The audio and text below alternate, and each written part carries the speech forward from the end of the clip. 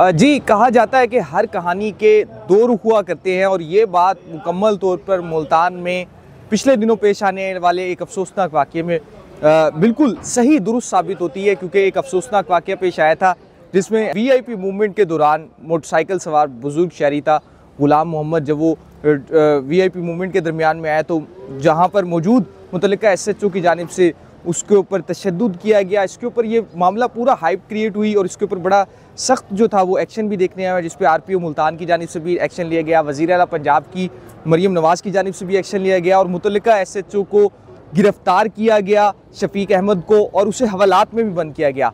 ये पहली फुटेज जब सामने आई तो इसके ऊपर ये शदीद रद्द-ए-अमल आया, जिसके ऊपर बुजुर्ग शहरी जो था उससे आरपीओ मुल्तान सोहेल अहमद चौधरी की जानिब से मुलाकात भी की गई और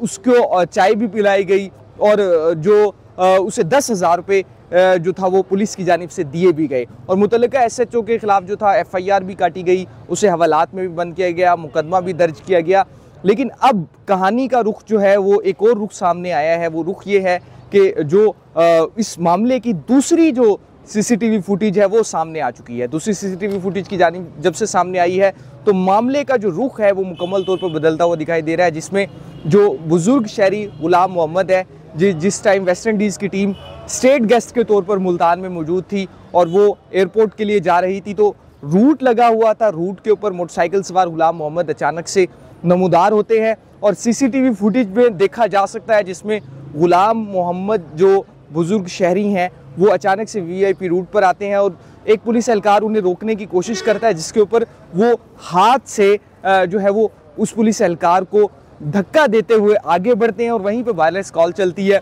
और वायरलेस कॉल चलते ही जैसे ही वो एसएचओ जो मुतल्लिका एसएचओ शफीक अहमद ड्यूटी पर मौजूद थे वो वहाँ पर उसको पकड़ने की कोशिश करते हैं और इस दौरान उस बुजुर्ग शहरी को गिराया जाता है और इस वाज़े तौर पर इस फुटेज में देखा जा सकता है कि किस तरह से वो बुजुर्ग शहरी पहले एक पुलिस एहलकार को धकेलते हुए आगे बढ़ते हैं, जिसके ऊपर दूर खड़े हुए जो मुतल्लिका एसएचओ शफीक अहमद हैं वो इस तमाम तर वाक़ये को देख रहे होते हैं, जिसके ऊपर मुश्तबा जानते हुए इस शख्स को जो है वो पकड़ा जाता है और गिराया जाता है। दूसरी सीसीटीवी फुटेज आने के बाद जो है वो मुतल्लिका जो पुलिस एहलकार था जिसे मुअत्तल किया गया, जिसके खिलाफ वज़ीर आला पंजाब मरियम नवाज़ की जानिब से भी एक्शन लिया गया, गिरफ्तारी के अहकाम जारी किए गए, हवालात में बंद किया गया, तो इसके साथ ही उस पुलिस एहलकार के हवाले से अब उसके हक़ में जो आवाज़ें हैं वो भी उठने लगी हैं सोशल मीडिया पर और पुलिस एहलकारों की जानिब से, पुलिस फोर्स के जो एहलकार हैं उनकी जानिब से भी सवाल किया जा रहा है कि इस मामले को मुकम्मल तौर पर जो है वो नहीं देखा गया, जो उसके तमाम एंगल से उसको नहीं देखा गया और जो पुलिस एहलकार शफीक अहमद थे एसएचओ मुतल्लिका उनके ख़िलाफ़ गलत कार्रवाई की गई है। तो इस मामले का एक नया रुख ये इख्तियार कर गया है,